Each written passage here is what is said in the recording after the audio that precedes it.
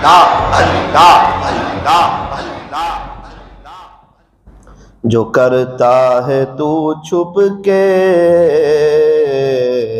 अहले जहां से, जो करता है तू छुप के अहले जहां से, कोई देखता है तुझे आसमां से।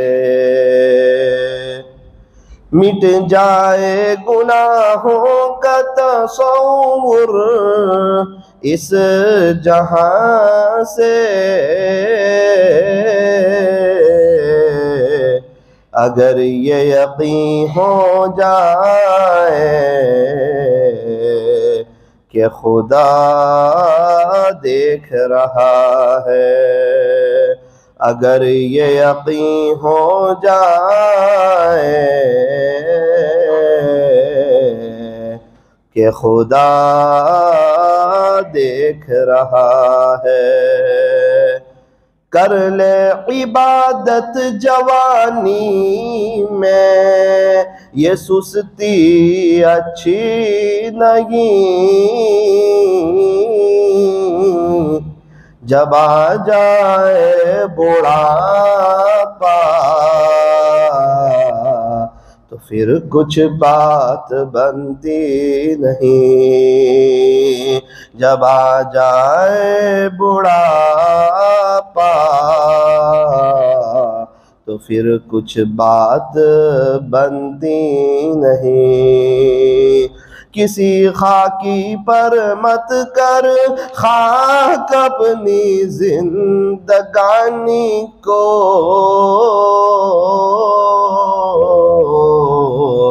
जवानी कर फिदा उस पर जिसने दी जवानी को, जवानी कर फिदा उस पर जिसने दी जवानी को। उठ बंदे बांध कमर क्या डरता है, उठ बंदे बांध कमर क्या डरता है, फिर आगे आगे देख अल्लाह क्या करता है, फिर आगे आगे देख अल्लाह क्या करता है। मोहब्बत से दुरूद शरीफ पढ़ लीजिए।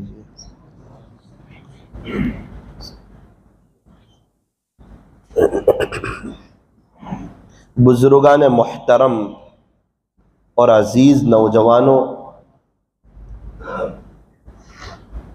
अल्लाह के खजाने बहुत बड़े हैं। नंबर 2, अल्लाह के खजानों के कोई दरवाजे भी नहीं है। नंबर 3, अल्लाह के खजाने में जो कुछ है वो सब देने के लिए है, लेने के लिए कुछ नहीं है। नंबर 4, अल्लाह ताला हर वक्त देने के लिए तैयार है, देकर के खुश होते हैं, मांगने वालों से बड़ा प्यार करते हैं, मोहब्बत रखते हैं, और जो चलते फिरते हैं अपने दिल की बातें अल्लाह से करने लगता है, अल्लाह उसे अपना बहुत करीबी बना लेते हैं। इसीलिए फरमाया, मांगो उसी से जो दे खुशी से और न कहें किसी से, वो मेरा अल्लाह है। फरमाया कि दुनिया वालों से मांगोगे ना तो वो लोग नाराज हो जाएंगे, और अगर अल्लाह से नहीं मांगोगे ना तो अल्लाह नाराज हो जाएगा। अल्लाह ताला दे के खुश होते हैं। यूं फरमाया कि हम लोग मांगते हुए अच्छे लगते हैं और अल्लाह पाक हमें देते हुए अच्छे लगते हैं।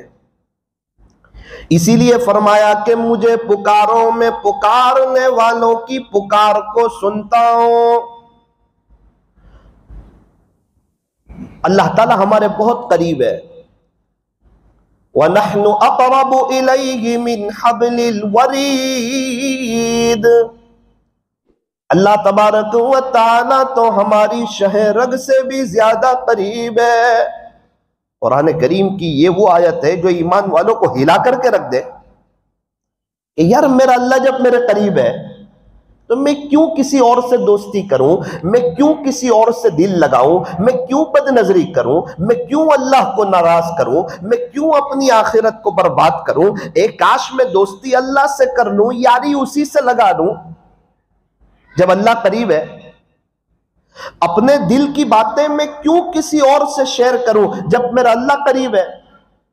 फरमाया दिल की बातें दिल के बनाने वाले से करके देखो, तब पता चलेगा सुकून क्या चीज है।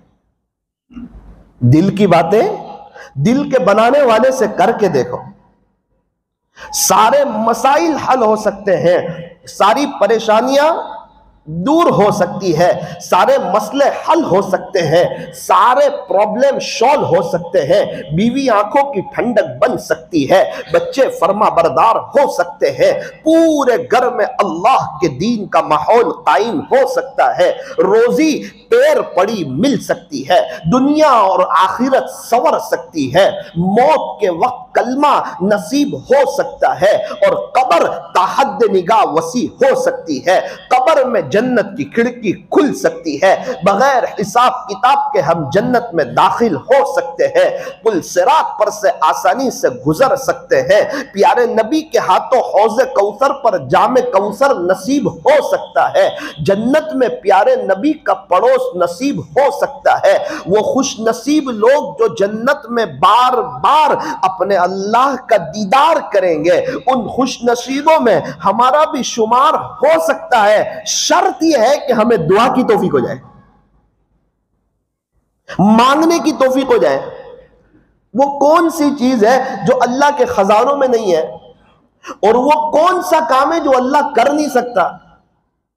फरमाया कि सबके दिल अल्लाह के हाथ में, हमारे घर वालों के दिल भी अल्लाह के हाथ में, हमारी बस्ती वालों के दिल भी अल्लाह के हाथ में, सबके दिल अल्लाह की दो उंगलियों के दरमियान है। अल्लाह जैसे चाहे उस तरफ मोड़ दे, उसको पूछने वाला कोई नहीं। फरमाया कि अल्लाह तबारक व ताला का वजीर भी कोई नहीं, उसका मुशीर भी कोई नहीं, उसका पार्टनर भी कोई नहीं। वो तने तना बादशाह है, वही शहंशाह है, वही अहकमुल हाकिमीन है। आसमानों का मालिक अल्लाह, जमीनों का मालिक अल्लाह, पहाड़ों का मालिक अल्लाह, समंदरों का मालिक अल्लाह, इंसानों का मालिक अल्लाह, फरिश्तों का मालिक अल्लाह, जिन्नातों का मालिक अल्लाह, चरिंदों का दरिंदों का मालिक अल्लाह, चांद सूरज सितारों का मालिक अल्लाह, सारे नबियों का मालिक अल्लाह, कयामत के दिन का मालिक अल्लाह, मालिक यौमिद्दीन, तेरा अल्लाह रोजे जजा का मालिक है। कयामत के दिन के मालिक अल्लाह है, तो क्या अल्लाह दुनिया के मालिक नहीं? फरमाया ऐसी बात नहीं है। दुनिया में अल्लाह ताला ने इंसानों को थोड़ा सा इख्तियार दिया है, थोड़ा सा पावर दिया है, दोनों रास्ते खुले रखे। एक रास्ता जन्नत की तरफ जाता है, दूसरा रास्ता जहन्नम की तरफ जाता है। जहन्नम में बेचैनी होती है, परेशानी होती है, तकलीफ होती है। जो बंदा दुनिया में जहन्नम के रास्ते पर चलता है, हमेशा बेचैन रहता है, अंदर से परेशान रहता है, अंदर से तड़पता रहता है, उसके अंदर हीटर चलता रहता है, उसके बच्चे और उसके मातहत उसके नाफरमान होते रहते हैं। अल्लाह की जमीन पर जिंदगी गुजारने का उसे मजा नसीब नहीं होता है। जब बाप नाराज हो, बेटे को अब्बू के घर में अच्छा नहीं लगता। बिल्कुल इसी तरह जब अल्लाह नाराज हो, फिर बंदे को अल्लाह की जमीन पे अच्छा नहीं लगता। क्या करेंगे उसकी नाफरमानी करके? कहां से सुकून लाएंगे, कहां से इत्मीनान लाएंगे, घर वालों की मोहब्बत कहां से लाएंगे, दिलों का सुकून कहां से लाएंगे, वो नूरानियत कहां से लाएंगे, वो पैर पड़ी रोजी कहां से लाएंगे, वो दुनिया की कामयाबी कहां से लाएंगे, वो जन्नत का बाग कहां से बनाएंगे? जब अल्लाह ही नाराज हो फिर कुछ नहीं होता।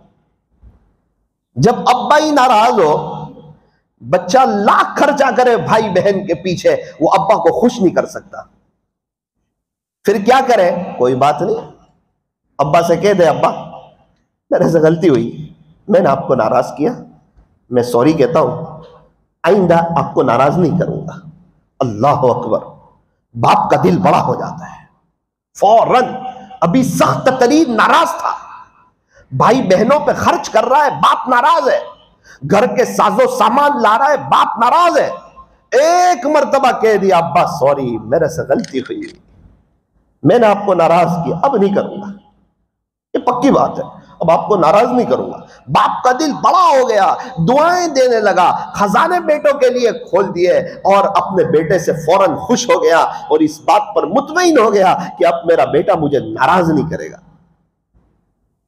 दुनिया भर के काम किए, मसला हल नहीं हुआ, भाई बहनों पे खर्चा किया, मसला हल नहीं हुआ, घर में सब्जी लाया, फ्रूट लाया, चीजें लाया, अम्मी को सोना दिला दिया, दुनिया भर के खर्चे कर रहा है, मसला हल नहीं हो रहा है। मसला हल हो रहा है, फरमाया अब्बा से माफी मांग के मसला हल हो रहा है। अब घर में अच्छा लग रहा है, घर में सुकून लग रहा है, अब्बा की मोहब्बत लग रही है, अब्बा के सामने बैठने में मजा आ रही है। पहले डर लग रही थी, वहशत मालूम हो रही थी, अब्बा से बात करने को जी नहीं चाह रहा था। जब बंदे से अल्लाह नाराज हो ना, फिर बंदे को अल्लाह से वहशत हो जाती है, दुआ मांगने को जी नहीं चाहता, अल्लाह से बातें करने को जी नहीं चाहता, लंबा रुकू लंबा सजदा करने को जी नहीं चाहता, अल्लाह के घर में ज्यादा देर बैठने को जी नहीं चाहता, मस्जिदों से वहशत लगती है, अल्लाह उस बंदे से नाराज होते हैं। इसीलिए फरमाया अल मुमिनु फिल मस्जिद कस्समकी फिल मा, मोमिन तो मस्जिद में ऐसा है जैसा कि मछली पानी में। मछली को पानी में मजा आती है, मोमिन को मस्जिद में मजा आती है, सुकून मिल जाता है, अपने पिछले गम सब भूल जाता है। ऐसा लगता है जितनी बलाएं, जितनी परेशानियां, जितने टेंशन, जितने डिप्रेशन थे, सब मस्जिद के गेट पर रह गए और ये अल्लाह के घर में आके बागो बहार में आ गया। अभी हम यहां बैठे हुए मस्जिद में कितना अच्छा लग रहा है, चैन, सुकून, इत्मीनान, अमनो अमान, ऐसा लगता है कि दुनिया का कोई टेंशन ही नहीं है। गम प्रूफ हो गया दिल मस्जिद में आके, ऐसा लगता है मस्जिद में आए किसी ने हमारे दिल को धो दिया और यूं कहा जा मेरे घर में जा, तू नो टेंशन हो जाएगा। मुनाफिक की मिसाल बयान फरमाई। मुनाफिक मस्जिद में ऐसा है जैसा कि परिंदा पिंजरे में, परिंदा पिंजरे में फड़फड़ाता है, जरा सा पिंजरे का गेट खुले मैं उड़ जाऊं, मुझे अच्छा नहीं लगता। फरमाया कुछ लोग ऐसे भी हैं जो है तो मुसलमान लेकिन मुनाफिकीन की सिफत वाले हैं, सबसे आखिर में मस्जिद में आते हैं, सबसे जल्दी चले जाते हैं। ये पिंजरे की तरह कब सलाम फिरे और मैं चला जाऊं अल्लाह के घर में, नऊजुबिल्लाह, अच्छा नहीं लग रहा है। जिस इंसान को मस्जिद में बैठना अच्छा नहीं लगता, मस्जिद में उसे सुकून नहीं लगता, आप मुझे बताओ उसको कामयाबी कहां से मिलेगी, उसकी जिंदगी में बहारें कहां से आएगी। एक बात हमारी याद रखना, ये मैं अपने आप से भी कह रहा हूं, सिर्फ आप लोगों से नहीं, बोलने वाला भी मोहताज है अल्लाह के दीन का, सुनने वाले भी मोहताज है। जिसके पास अपने अल्लाह के लिए वक्त न हो उसके अच्छे दिन कभी भी आ नहीं सकते, आप लिख के रखो। जिसके पास अल्लाह के लिए वक्त नहीं है उसके अच्छे दिन आ नहीं सकते, और जिसके पास अल्लाह के लिए वक्त हो उसके कभी भी बुरे दिन आ नहीं सकते। लोग कहते हैं कि पैसा जमा करो बुरे वक्त में काम आएगा, अल्लाह वाले कहते हैं अल्लाह के लिए वक्त निकालो, इंशाअल्लाह जिंदगी में बुरा वक्त ही नहीं आएगा। अल्लाह को वक्त तो देकर देखो, जिसने वक्त को बनाया है उस अल्लाह को वक्त दे करके देखो, हमारा अच्छा वक्त आ जाएगा, अच्छे दिन आ जाएंगे। आज जिसको भी देखो या तो गम से भरा हुआ है या गुस्से से भरा हुआ है। वजह क्या है? फरमाया उसके अंदर में सुकून नहीं। अंदर में सुकून क्यों नहीं? क्योंकि उसकी जिंदगी में अल्लाह का कुरान नहीं, अल्लाह का जिक्र नहीं, इसलिए उसके अंदर में सुकून नहीं। सुकून क्यों नहीं है जिंदगी में? फरमाया अल्लाह का कुरान नहीं है। नाश्ते से नऊजुबिल्ला कम हैसियत दे दी है कुरान को, खाने से कम हैसियत दे दी है नऊजुबिल्ला कुरान को, और अपने बिजनेस से, अपने कारोबार से नऊजुबिल्ला कम हैसियत दे दी है कुरान को। मोबाइल से, व्हाट्सएप से, यूट्यूब से, फेसबुक से, ट्विटर से, चाय पीने से, दोस्त अहबाब से नऊजुबिल्ला कम हैसियत दे दी है अपने कुरान को। सनीचर की रात से कम हैसियत दे दी है कुरान को। हर एक के लिए वक्त है, अगर वक्त नहीं है नऊजुबिल्ला इसके पास अल्लाह के कुरान के लिए वक्त नहीं।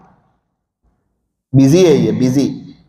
ऐसा बिजी क्या काम का, ऐसी मशगूली क्या काम की? अल्लाह की सबसे बेहतरीन किताब जो कि किताबुल्लाह है, कलामुल्लाह है। फरमाया कुरान करीम हमारा सच्चा दोस्त है, ये हमें दुनिया में भी काम आएगा, कब्र में भी काम आएगा, हशर में भी काम आएगा, पुल सिरात पर भी काम आएगा। कुरान करीम ऐसा हमारा सच्चा दोस्त है जो इंशाअल्लाह हमें जन्नत तक के पहुंचा करके रहेगा।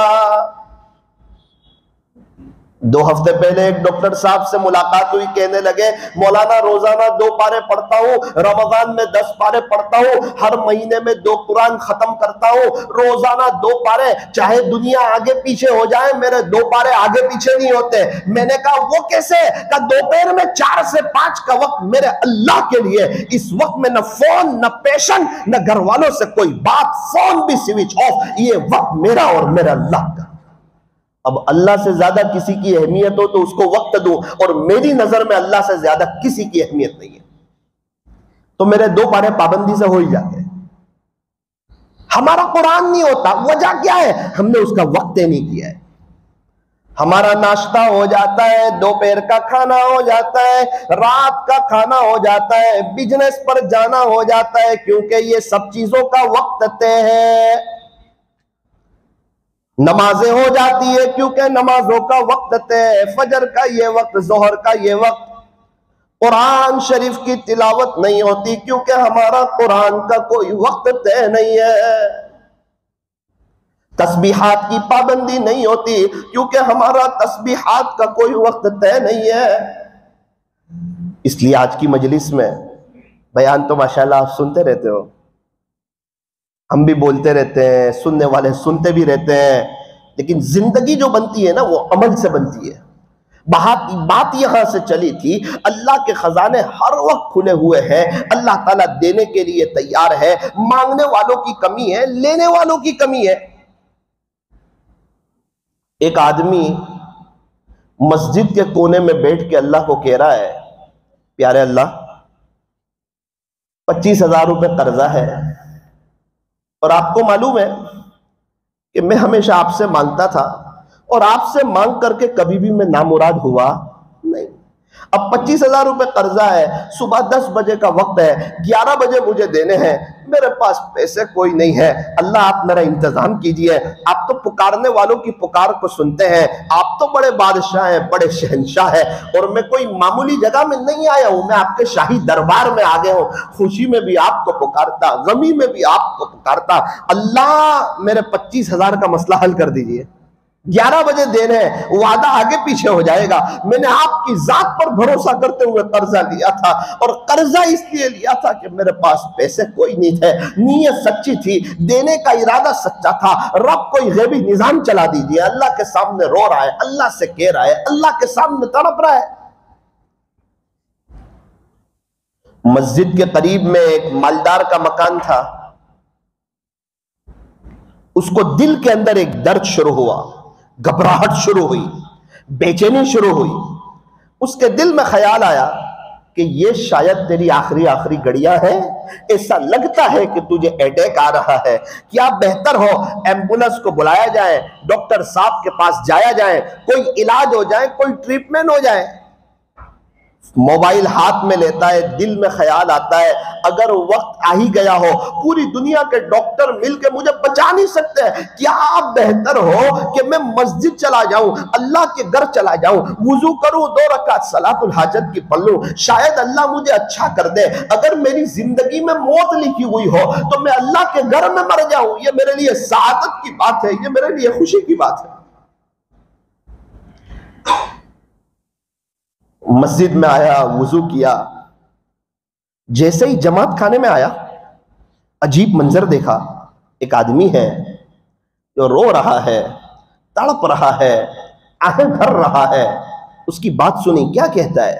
वो अपने अल्लाह से कह रहा था, बारी ताला अब 20 मिनट बाकी है, मेरे कर्जे का वक्त आ चुका है, अल्लाह आप मुझे अपने खजाने गैब से 25,000 दे दीजिए, मैं हमेशा आपसे मांगता हूं, इसीलिए इज्जत के साथ हूं, आपने मुझे कभी जलील नहीं किया, किसी के सामने हाथ फैलाने वाला नहीं बनाया, आपने मुझे हमेशा दिल का सखी बनाया। रब्ब करीम कोई गैबी निजाम चला दीजिए, मेरे 25,000 का इंतजाम फरमा दीजिए। ओ, ये तो बड़ा मालदार आदमी था, कई फैक्ट्रियों का मालिक था। इसने दिल में सोचा कि क्या बेहतर हो मैं इसको 25,000 दे दूं, शायद मेरा अच्छा खात्मा हो जाए या अल्लाह ताला मुझे शिफा दे दे। अभी दिल में पक्की नीयत की कि मुझे इसको 25,000 रुपए देने हैं, और वो बेचैनी, वो तकलीफ, वो घबराहट, वो सब खत्म हो गई। ये समझ गया कि मुझे कोई अटैक नहीं था, कोई तकलीफ नहीं थी, कोई घबराहट नहीं थी, ये बंदा मस्जिद में रो रहा था, इसीलिए अल्लाह ताला ने मुझे घर में बेचैन किया, क्योंकि इस वक्त मैं कभी भी मस्जिद में नहीं आता हूं। अल्लाह ने मुझे इसके रोने पे मस्जिद में भेजा है कि जा, मेरा एक बंदा रो रहा है, उसको मैं कभी तेरे दर पे नहीं भेजूंगा, तुझे उसके पास भेजूंगा, क्योंकि वो मेरे से मांग रहा है, सौदा मुझसे कर रहा है, बातें मुझसे कर रहा है, दिल की तार मुझसे जोड़ रहा है, मुझे कह रहा है।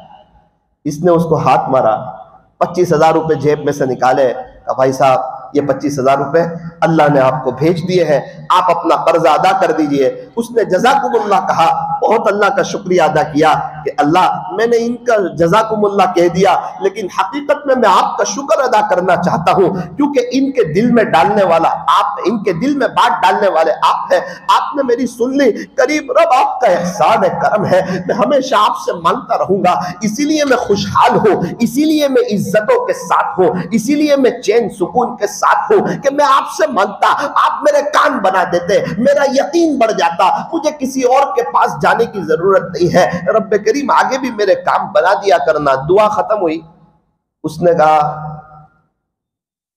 जेब में से एक कार्ड निकाला, उसे दिया, कहा भाई साहब अब जब भी आपको तकलीफ आए ना कोई, तो इस तरह रोना मत यार, हमें तकलीफ हो जाती है घर में, ये एड्रेस ले लो, एक मुझे फोन कर देना, आपके पास पैसे पहुंच जाएंगे। समझ गया कि अल्लाह वाले, एक फोन कर देना मुझे, जितने की जरूरत हो पैसे आपके पास पहुंच जाएंगे।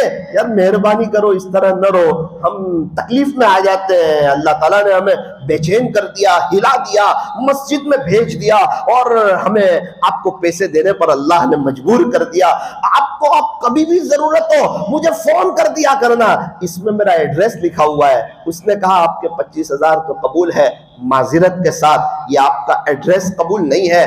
क्यों? आपको पैसे की जरूरत नहीं, फरमाया जहां से मिलते हैं ना वहां का एड्रेस मुझे मालूम है। कहां से मिलते हैं? का अल्लाह की तरफ से। वो कैसे मिलते हैं? फरमाया जैसे आपको उसने भेजने पे मजबूर किया। इसीलिए फरमाया टूटे रिश्ते वो जोड़ देता है, बात रब पे जो छोड़ देता है, उस रब के लुत्फो करम के क्या क्या कहने, लाख मांगो तो करोड़ देता है। अल्लाह ताला देने के लिए तैयार है, लेने वाले कहाँ है, मांगने वाले कहाँ है, हाथ फैलाने वाले कहाँ है, मन्नत समाजत करने वाले कहाँ है, अल्लाह को मनवाने वाले कहाँ है, अपने दिल की तार अल्लाह के सामने जोड़ने वाले कहाँ है, अल्लाह के सामने रोने वाले कहाँ है। आंसू बड़ी नेमत है, इधर निकले उधर उनको खबर हो, कोई आंसू तो ऐसा मोतबर हो। टपक पड़ते हैं आंसू जब अल्लाह की याद आती है, ये वो बारिश है जिसका कोई मौसम नहीं होता। अल्लाह के खौफ से जब आंसू निकलते हैं, उस आंख पर अल्लाह जहन्नम की आग को हराम फरमा देते हैं। सहाबाए किराम तो नेकियां करके रोते थे, हम गुनाह करके भी नहीं रोते। छोटे बच्चे का कोई काम रुकता नहीं है, हालांकि बोल नहीं सकता, कमा नहीं सकता, चल नहीं सकता, दिमाग से सोच नहीं सकता, कमाने के प्लानिंग बना नहीं सकता, अपने हाथ से कुछ काम कर नहीं सकता, अपनी जरूरत की चीज जुबान से कह नहीं सकता, फिर भी छोटे बच्चे का कोई काम रुकता नहीं है, क्योंकि वो रोना जानता है। फरमाया, ए इंसान, तेरा भी कोई काम न रुके अगर तू भी अपने रब के सामने रोना जान ले। अल्लाह वालों का कोई काम रुकता नहीं है, क्योंकि वो रोना जानते हैं। हमें कैसे रोना है, हमारे यहाँ तो इंसान थोड़ा सा नेक हो जाता है, वो अपने आप को नेक समझने लगता है। जो अपने आप को नेक समझता है, अल्लाह उससे रोने की तौफीक नहीं देते, उसके दिल को सख्त कर देते हैं, मुनाजात की लज्जत से उसे महरूम कर देते हैं। पैसों से भी ज्यादा बड़ा नेकी का तकब्बुर पैसों से भी बड़ा हुआ करता है। जिसने शराब पी हुई हो वो समझता है मैं अच्छा हूं, सबकी नजर में बुरा होता है। बिल्कुल इसी तरह तकब्बुर का भी नशा है, वो समझता है मैं कुछ हूं, और जो अपनी नजर में कुछ होता है वो खुदा की नजर में भी कुछ नहीं होता, खुदा की मखलूक की नजर में भी कुछ नहीं होता। फरमाया, इंसान तू क्या है, तू पहले गुस्ल के लिए किसी और का मोहताज था, तू आखिरी गुस्ल के लिए भी किसी और का मोहताज है। तू है क्या? तेरे पास क्या था और तू लेकर क्या जाएगा?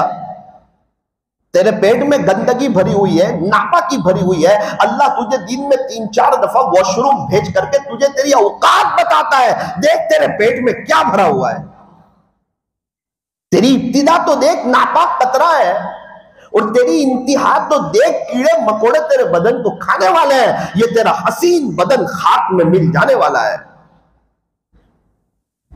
मिले खाक में अहले शाह कैसे कैसे, जमी खा गई आसमां कैसे कैसे।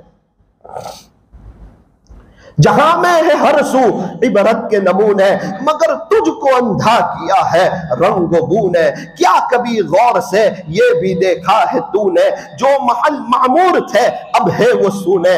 जगह जी लगाने की दुनिया नहीं है, ये तो इबरत की जा है तमाशा गाह नहीं है। पहले बचपन ने तुझे बरसों खिलाया, फिर जवानी ने तुझको मजनू बनाया, फिर बुढ़ापे ने आके तुझे क्या क्या सताया।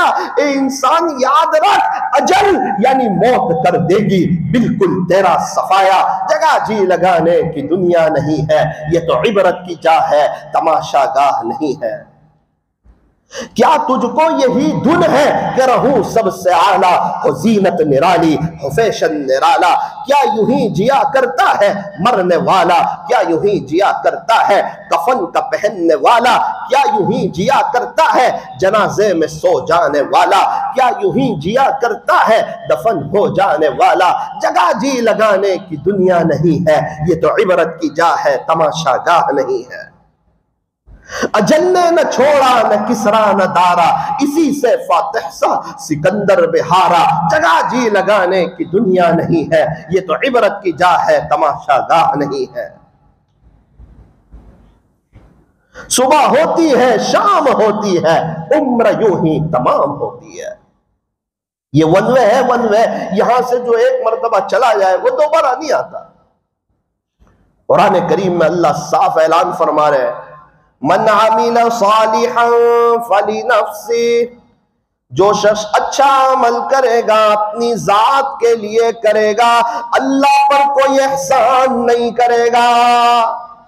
कोई नेकी करेगा अपने लिए करेगा भाई, अल्लाह पर कोई एहसान नहीं करेगा। वमन असाअ फअलैया, फरमाया जो शख्स कोई बुरा अमल करेगा उसका वबाल उसी पर होगा, अल्लाह का कोई नुकसान नहीं करेगा। वमा रब्बुका बिज़ल्लामिल लिल अबीद, तेरा अल्लाह अपने बंदों पर जर्रा बराबर भी जुल्म नहीं करता। अल्लाह ताला तो कामयाब करना चाहते हैं। बात यहां से चली थी, अल्लाह के खजानों के दरवाजे खुले हुए हैं, हर वक्त देने के लिए तैयार है। मेरे अजीजों, सूरत वालों, नानपुरा वालों, कश्मीरी मस्जिद वालों, ए साकिब तो खुद भी इस बात को तय कर कि इंशाअल्लाह जब भी मस्जिद में आएंगे 3-4 मिनट अल्लाह से भीख जरूर मांग के जाएंगे। देखो वक्त तय होगा तो दुआ मांगने की तौफीक होगी, वक्त तय नहीं करोगे बाद में कईयों के जनाजे उड़ गए, उनकी बात आई नहीं। कब्रिस्तान ऐसे नौजवानों से भरे पड़े हैं जो यूं कहते थे बाद में तौबा करेंगे, बात आई नहीं, जवानी में मौत ने उन्हें आप पकड़ा, अपने अल्लाह को प्यारे हो गए।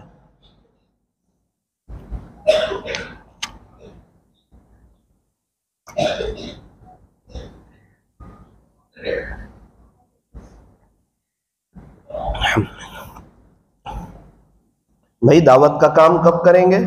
बाद में करेंगे। गश्तों में कब जुड़ेंगे? बाद में जुड़ेंगे। आपकी मस्जिद में गश्त होता है? होता है। आप जुड़ते हैं? मैं तो नहीं जुड़ता हूं। अच्छा, ये जो गश्त में बैठते हैं वो आपकी कब्र में आएंगे? बोले नहीं। आप उनकी कब्र में जाएंगे? बोले नहीं। तो ये गश्त कर रहे हैं, इससे आपको क्या फायदा? आपकी मस्जिद से 3 दिन की जमात जाती है, लोग अल्लाह के रास्ते में जाते हैं, अपने अल्लाह के लिए वक्त निकालते हैं, अपने घर के नरम नरम बिस्तरों को कुर्बान करके मस्जिद की चटाइयों पर सोते हैं, 5 वक्त की फर्ज नमाज जमात में पहली सफ में पढ़ते हैं, तहज्जुद में उठ के अल्लाह के सामने रोते हैं। हाँ, कुछ दीवाने लोग चले जाते हैं, आप जाते हैं कब? मेरे पास वक्त कहाँ है अल्लाह के लिए? मेरे अजीज, हमेशा के लिए मर के चला जाएगा अल्लाह के पास, अभी जिंदगी में अल्लाह के लिए वक्त नहीं है। सारे मसाइल का आसान हल, बिस्तर उठा और अल्लाह के रास्ते में चल। एक शख्स से यूं कहा, चलो भाई गश में आ जाओ, जिम्मेदार थे, जमात गई, आप गश में क्यों नहीं आते? उन्होंने कहा, क्या मैंने गश का कोई ठेका ले रखा है? अल्लाहू अकबर, अल्लाह ने 10 साल तक उनको गश से महरूम कर दिया। अरे ठेका? मेरा दीन न तेरा मोहताज है न किसी और का मोहताज है। तेरी पैदाइश से पहले भी मेरे दीन का काम चलता था, तेरे दुनिया से जाने के बाद भी बड़ी शान से मेरे दीन का काम चलेगा। अगर तू मेरे दीन का काम नहीं करेगा, मैं गूंगे बहरों को खड़ा करूंगा, समाज से माजूरीन को खड़ा करूंगा, उनकी जमातें चला करके बताऊंगा, वो इशारे से बयान करेंगे। तू देखना, तू जुबान से लोगों को अल्लाह की तरफ बुलाता नहीं, सिर्फ दुकान का माल बेचते आता है, अल्लाह की तरफ बुलाते नहीं आता। देखना, कुछ ऐसे लोग खड़े करूंगा जो इशारे से मेरे दीन की बातों को समझाएंगे, प्यारे नबी की बातों को समझाएंगे। अल्लाह का दीन न पहले तेरा मोहताज था न अब तेरा मोहताज है, हम अल्लाह के दीन के मोहताज है। इसलिए इस बात को नियत करें कि मस्जिद में ईशा के बाद तालीम होती है, हम अपनी जिम्मेदारी समझ के बैठेंगे इंशाअल्लाह कि ईशा की नमाज हमारी अपनी मस्जिद में हो। भाई मुलाकात हम करें, गश्त में हम जुड़े, अल्लाह के रास्ते में हम जाएं, ताकि मरे तो ईमान के साथ जाएं, कलीमे के साथ जाएं, अल्लाह के दीन की मेहनत के साथ जाएं। भाई कुरान शरीफ पढ़ा नहीं सकते, हाफिज क्लास पढ़ा नहीं सकते, तफसीर कर नहीं सकते, दर्स हदीस दे नहीं सकते, कुछ तो करें अपने अल्लाह के लिए, इंशाअल्लाह बड़ा फायदा होगा। उसी बात को लेकर अपनी बात को खत्म करूं, अल्लाह के खजानों के दरवाजे खुले हुए हैं और अल्लाह ताला हमेशा देने के लिए तैयार है, लेने वालों की कमी है। 1-2 अमल आपको बता देता हूं, नियत करो इंशाअल्लाह उस पर अमल करोगे। जुमा की नमाज के बाद जो शख्स 100 मरतबा सुबहानल्लाहिल अज़ीमी व बिहम्दी, क्या सुबहानल्लाहिल अज़ीमी व बिहम्दी, जुमा की नमाज के बाद जो 100 मरतबा पढ़ेगा, कितनी मरतबा? 100 मरतबा। पढ़ने वाले के 1,00,000 गुना माफ होंगे, उसके अब्बू के 12,000 गुना माफ होंगे, उसकी अम्मा के 12,000 गुना माफ होंगे। हदीस शरीफ का मजमून सुना रहा हूं, प्यारे नबी के इरशाद का खुलासा सुना रहा हूं, कोई पीर साहब की बात नहीं बता रहा हूं आपको, एकदम सच्ची और पक्की बात बता रहा हूं। पढ़ने वाले के 1,00,000 गुना, उसके अब्बू के 12,000 गुना, उसकी अम्मा के 12,000 गुना। अब मस्तूरात तो जोहर की नमाज के बाद पढ़ ले। जुमा के दिन एक औरत जुमा के दिन घर में जोहर पढ़ती होगी, उसके बाद ये वजीफा पढ़ती थी, 5 साल तक पढ़ती रही।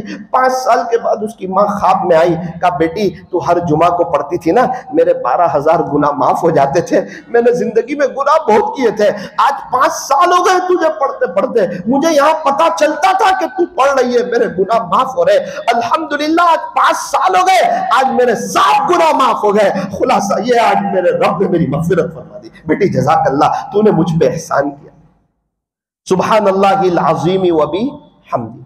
सुन्नतों के बाद भी पढ़ सकते, मस्जिद में बैठ के पढ़ना जरूरी नहीं, घर जाते जाते भी पढ़ सकते, चलते फिरते भी पढ़ सकते, असर से पहले तक भी पढ़ सकते, बल्कि उलमा ने यहां तक लिखा है अगर भूल जाए तो मगरिब की अजान गुरूब से पहले भी पढ़ सकते। इसलिए नियत करो इंशाअल्लाह इस वजीफे को कभी छोड़ेंगे नहीं इंशाअल्लाह। नंबर 2, असर की नमाज के बाद जो शख्स 80 मरतबा अपनी जगह बैठकर, देखो यहां ये बात है कि अपनी जगह बैठकर 80 मरतबा अल्लाहुम्मा सल्ली अला मुहम्मदिन नबिय्यिल उम्मी व अला आलिहि व सल्लिम तस्लीमा।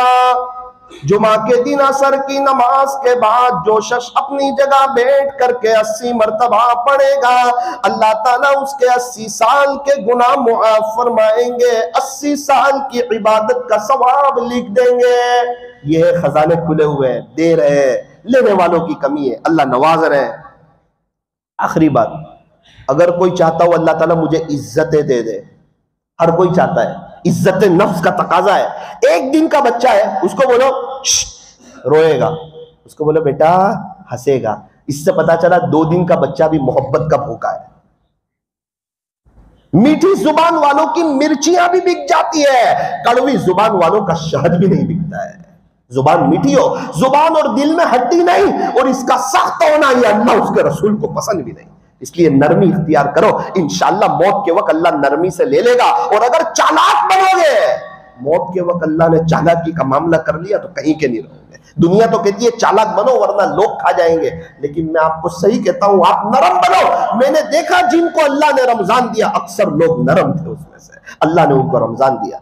जुमा के दिन मगरिब की नमाज के बाद, जुमा के दिन जब असर खत्म होती है, मगरिब शुरू होती है, मगरिब के बाद या मुइज्जु जो शख्स 41 मरतबा पढ़ेगा, 41 मरतबा जो शख्स या मुइज्जु 41 मरतबा पढ़ेगा, अल्लाह ताला उसको इतनी इज्जत देंगे कि लोग ताज्जुब में रह जाएंगे। हाँ, ये बात हदीस शरीफ में नहीं है, ये अल्लाह वालों का वजीफा है। पहली जो 2 बात बताई वो हदीस शरीफ का खुलासा था, ये अल्लाह वालों का मुजर्रब अमल है। जिसने भी ये अमल किया अल्लाह ताला ने उन्हें बहुत इज्जतों से नवाजा। आखिरी गुजारिश ये है, नियत करो इंशाअल्लाह हम लोग तौबा करेंगे। जहां पेंसिल बना है वहां रबड़ भी बना है, जहां बॉल पेन बनी है वहां व्हाइटनर भी बना है, जहां कपड़े बने हैं वहां पर सरफ भी बना है, जहां पर मोबाइल है वहां डिलीट का बटन भी बना है।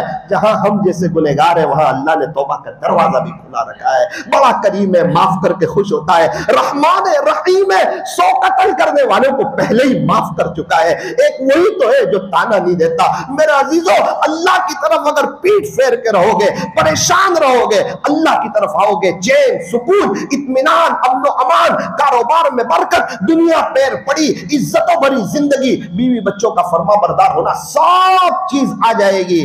और अगर सिर्फ अल्लाह को नाराज करोगे, सब चीज हाथ से चली जाएगी, दुनिया भी बिगड़ जाएगी, आखिरत भी बिगड़ जाएगी। सूरत के ताजिरों, हम तो अक्लमंद है, समझदार है, नफे की तरफ चलते हैं, नुकसान की तरफ नहीं चलते। पहले ही ऐलान कर दिया प्यारे नबी के तरीकों में 100% कामयाबी है।